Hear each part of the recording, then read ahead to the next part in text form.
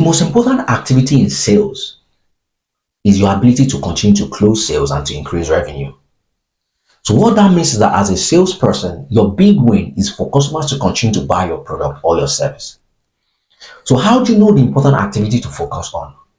The important activity to focus on is the activities that continue to ensure that you are closing sales. And one of those added that I learned in my sales experience is that in everything that you do, always be closing. That's one of the things that has stuck with me, and that's one of the things that I always remember in my sales journey. So in today's video, I'm going to be sharing with you 3 important skills that you need in sales. The first skill that you need in sales is your ability to identify needs. Have you ever heard about the word, the need behind the need?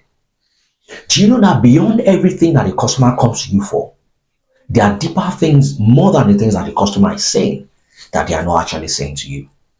Because when someone comes to you to buy something or to ask for a solution, there are things that have made them to think about that thing. It could be that it could be speed, it could be time, it could be purchasing power, it could be just the need for convenience. So those are some of those things that lie underneath the reason why customers have always come to you to ask for a product or a service. A typical example is if a patient goes to a doctor, telling the doctor that he has gone online to research about symptoms that he's feeling and he feels like he's having headache or fever. Do you know that beyond what the person has said, there are other things that might be responsible for that fever that the person doesn't know? So obviously, the doctor knows more than the patient. And so the doctor can also always provide more information to the patient and open his eyes to other things that might be responsible for the symptoms. Likewise, the same thing in sales. As a salesperson, when someone comes to you to ask for a solution, it's always good to always ask more questions to be able to uncover the real need behind what the person is saying. And this you can do by actively listening and asking probing questions.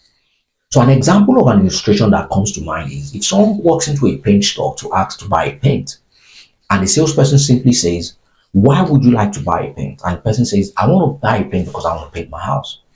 So why do you want to paint your house? "I want to paint my house because I want my house to look beautiful." So why do you want your house to look beautiful? "I want my house to look beautiful because I want to throw my wife a surprise. And currently she's out of town." Now that is the real reason why the customer wants to buy the paint. He wants to throw his wife a surprise. So behind that, you realize that you will be providing the customer with the paint he wants to buy, and then you can link him to one of your specialists in home decoration by saying, "Oh, by the way, here is Rob, who is a specialist in home decoration that can always help you out." And by doing so, you've been able to help the customer, not just by selling the paint to the customer, but helping the customer to further solve the real reason behind why he wants to buy the paint. And that can help you as a company to also increase your sales for that customer. The second important skill is your ability to identify decision makers. There is really no point selling to someone who doesn't have the capacity to be able to pay for your product or your service. So for example, if you're selling office supplies and you want to go into a company to sell, would you rather be talking to the secretary of the business owner or the business owner? You will better off be talking to the business owner because that is the person that has the capacity to pay for what you are trying to sell. And so that's being able to identify decision makers and speaking to them. And for you to be able to do this, you need to always research who are the decision makers in your industry and ensure that those are the people that you are targeting. And you can target those people either through emails, phone calls, or by scheduling like a face-to-face meeting with them. The third important skill that you need is your ability to follow up. To follow up is one of the things that always ensures that you are always getting sales, because a lot of times when customers come to you, they might not be ready to pay for that product at that time, or they might be considering other options. So your ability to follow up on the customer is one of the things that will always ensure that you get that sales. And it's always been proven that you need at least 8 touch points with the customer to be able to get a sale from them. And I realized that a lot of newbies always feel somehow when they are being rejected by a customer. But that should not be the case, because the fact that a customer does not buy from you today does not mean that they won't buy tomorrow. So your ability to continue to maintain that relationship and follow up on them is what would always get you that sale.